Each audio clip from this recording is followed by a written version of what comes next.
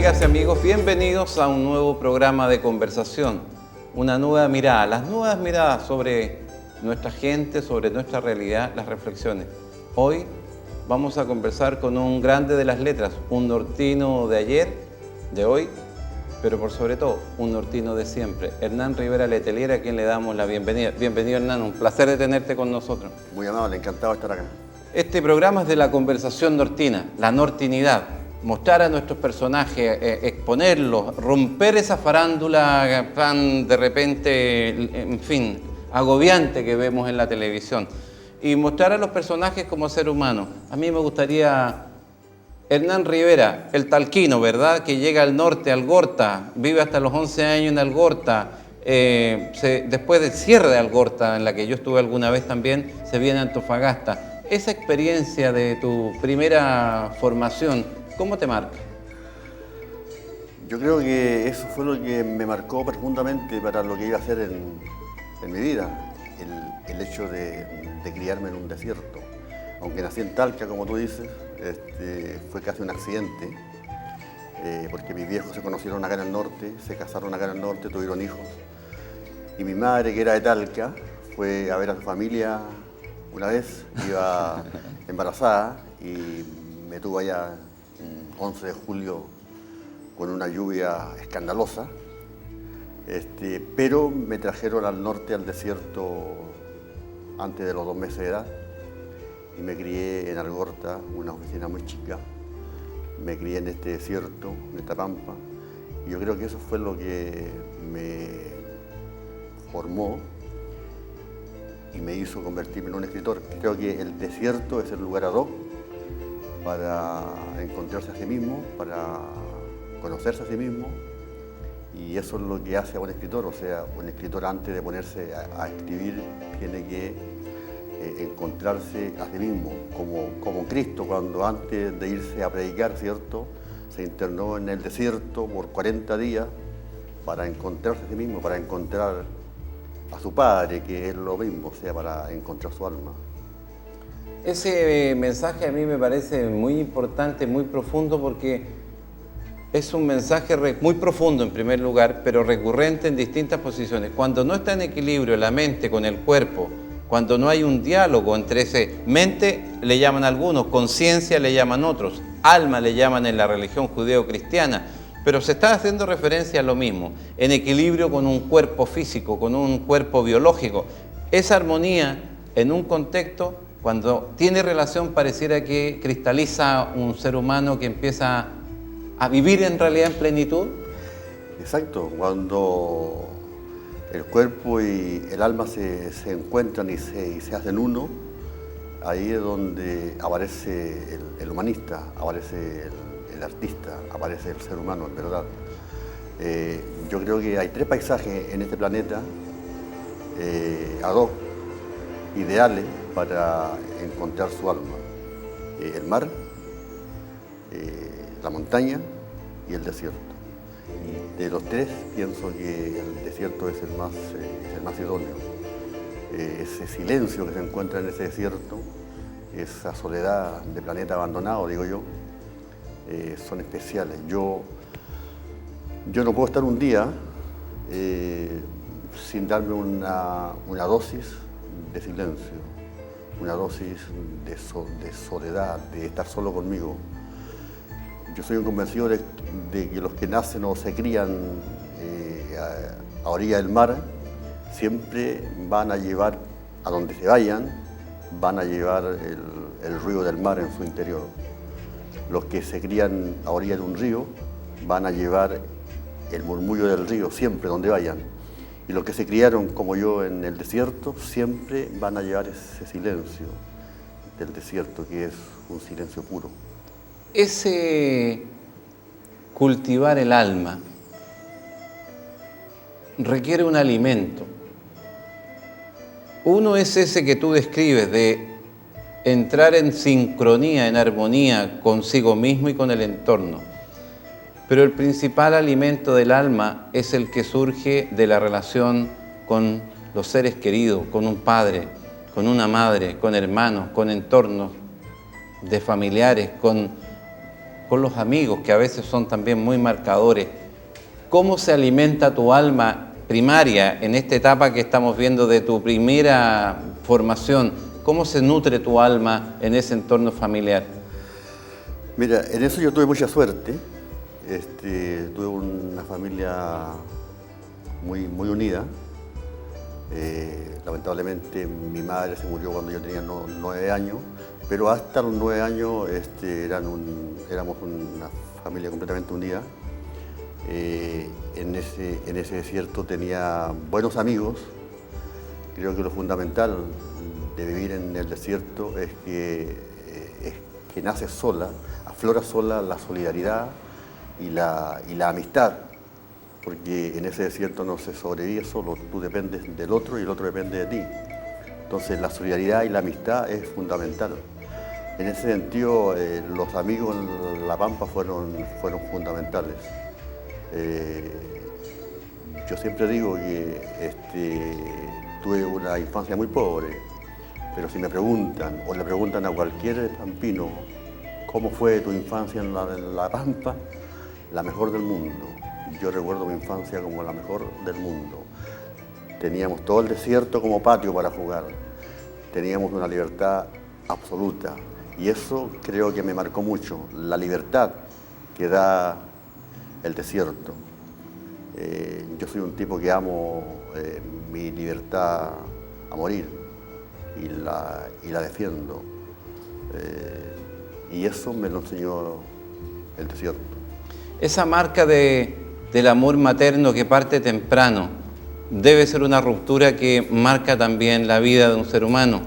Esa relación con el padre y los hermanos debe también ser alimento del espíritu. Te marca a ti la partida de tu madre, te hace reflexionar, te hace tomar conciencia de la fragilidad de la vida. ¿Qué te produce un fenómeno de esa naturaleza? Mira, cuando muere mi madre, a los 38 años, era una mujer jocunda, joven, alentada, risueña, con un sentido del humor increíble.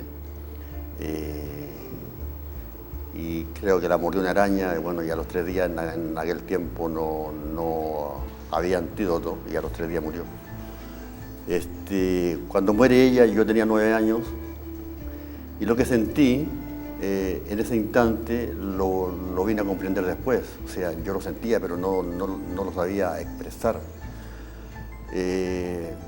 Yo creo que cuando se nos muere la madre, yo pienso que la madre es como la muralla, es como el muro que nos defiende de la muerte.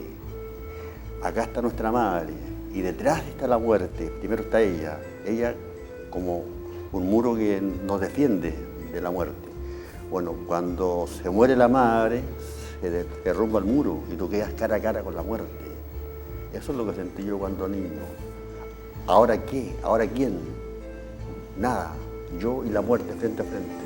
Después de esa experiencia, lo que yo he escuchado de tu boca es la experiencia con tu padre, la relación, pero uno de los hitos en ese sentido, ya al final de esa etapa formativa, es cuando tú empiezas a olfatear el mundo, empiezas a mirar armonías, colores, sinfonías, recorriendo tu América andina, tu entorno de países como Argentina, Perú, Bolivia, Ecuador. ¿Qué marca en ti eso? ¿Cómo se compatibiliza con todo tu proceso anterior? Bueno, mira, claro, yo, como te digo, me crié en La Pampa, estudié en La Pampa, entré a trabajar a los 15 años en la empresa, en aquel tiempo Anglo Lautaro.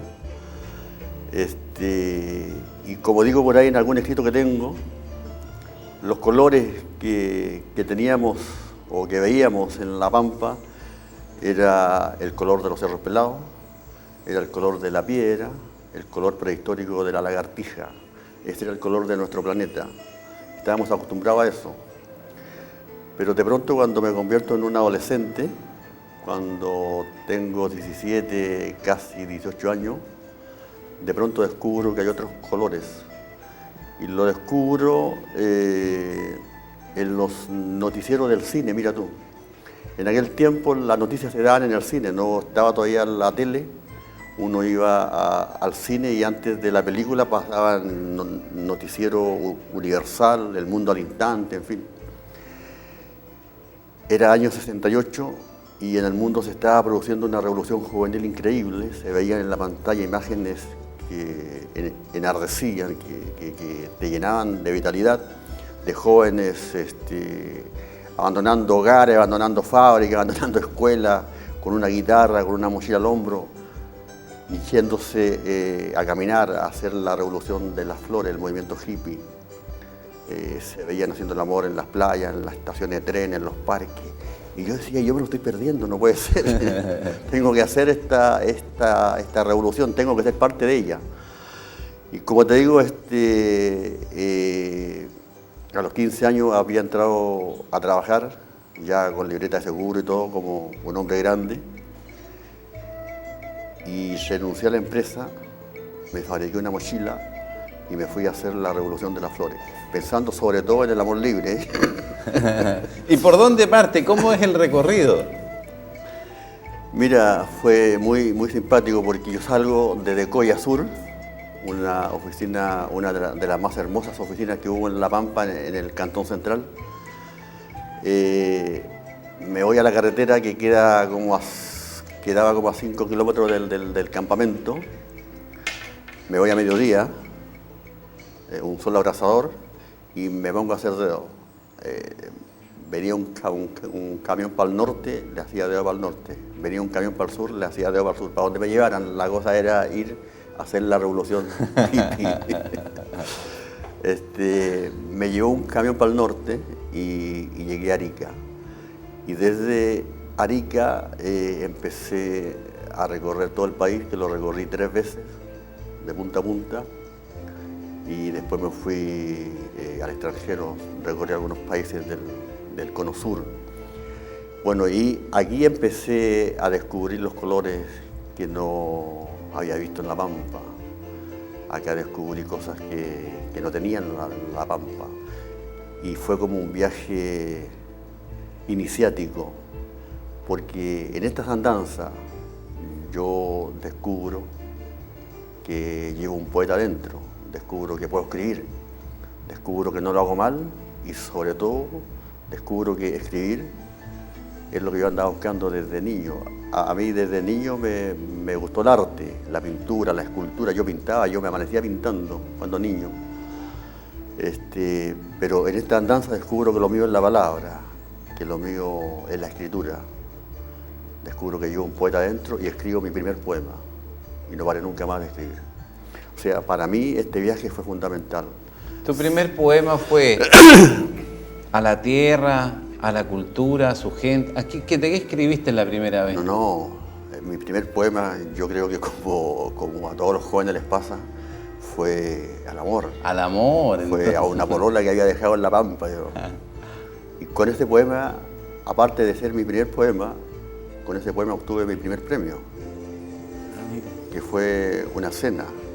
Imagínate, yo de hippie, hace una semana que no comíamos nada contundente, y me gano esta cena.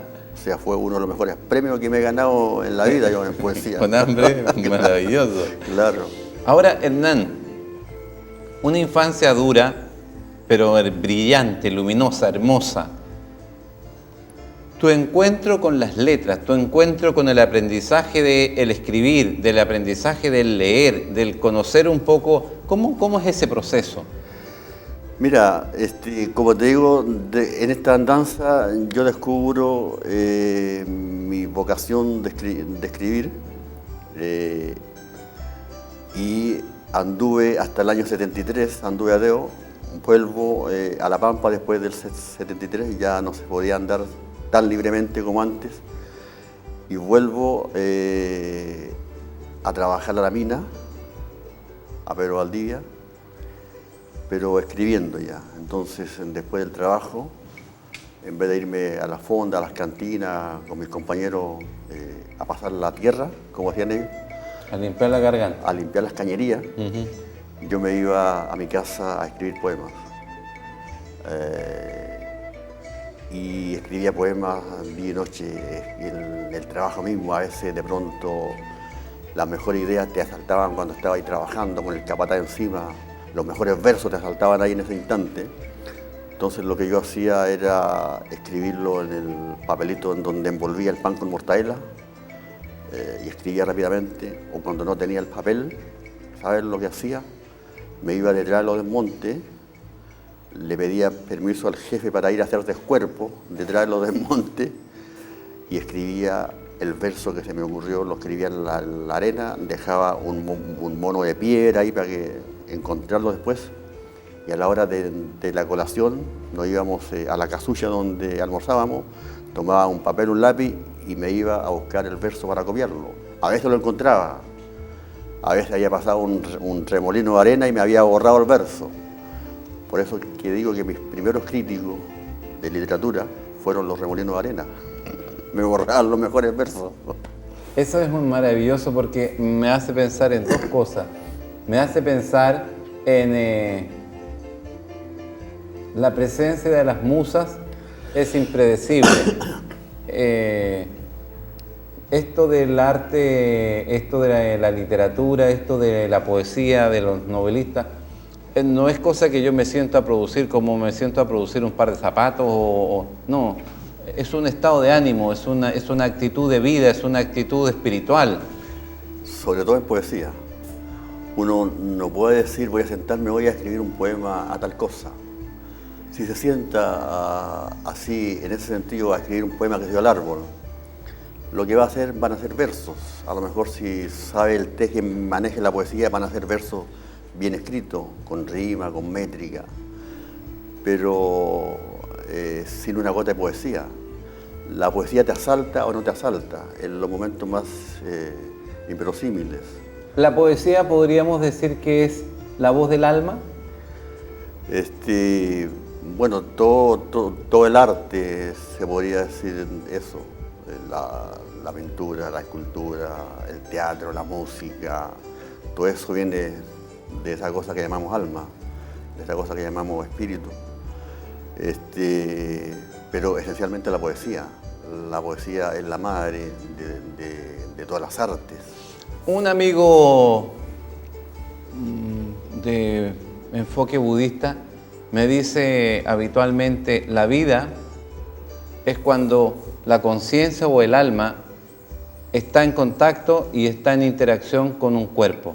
En ese momento es la vida. Cuando estos se separan por alguna circunstancia, uno pierde ya la esencia de la vida. ¿Y por qué digo esto?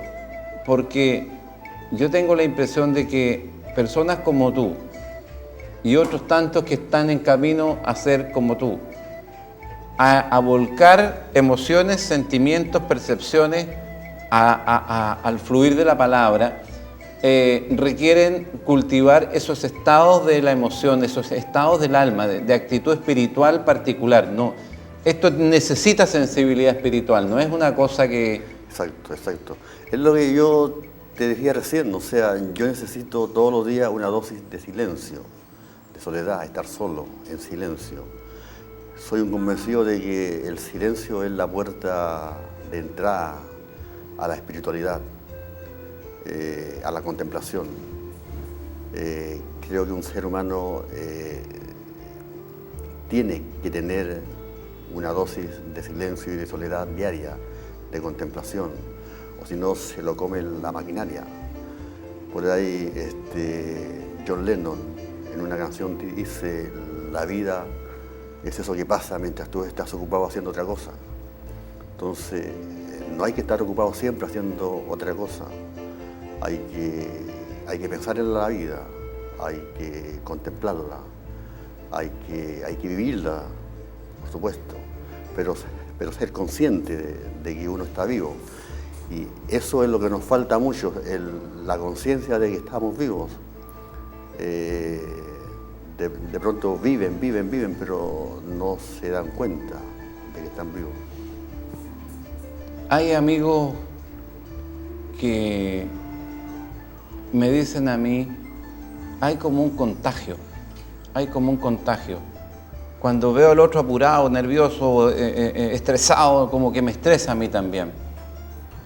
Pero si eso se da en ese aspecto negativo, el contagio también se da en lo que nosotros estamos valorando en este minuto como positivo, es decir, el tomar reposo, el tomar un aire, como le llamaría la gente común, ¿verdad? Desde esa perspectiva del proceso de contagio, cada vez que uno se encuentra consigo mismo, ¿qué rol juega la lectura en esas miles de almas que nos están mirando, hombres y mujeres, jóvenes, viejos, niños? ¿Qué rol juega el contagio de encontrarse con otro ser humano que ha volcado su espiritualidad y que te la deja latente para que tú la tomes? Yo pienso que la lectura es fundamental para eso que hablábamos de la espiritualidad, de encontrarse con su espíritu, de encontrarse con su alma. Además es fundamental para adquirir personalidad, para adquirir conversación, para adquirir la sabiduría.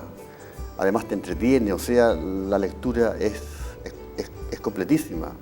Por ahí un escritor en una entrevista dijo, pobrecitos los que no leen. Y yo creo que es verdad, o sea, no saben lo que se pierden. Uno de los milagros que me ocurrió a mí en esta vida, que me han ocurrido varios, pero el primero, el que me cambió la vida absolutamente, fue a los 7 años, cuando yo aprendo a leer.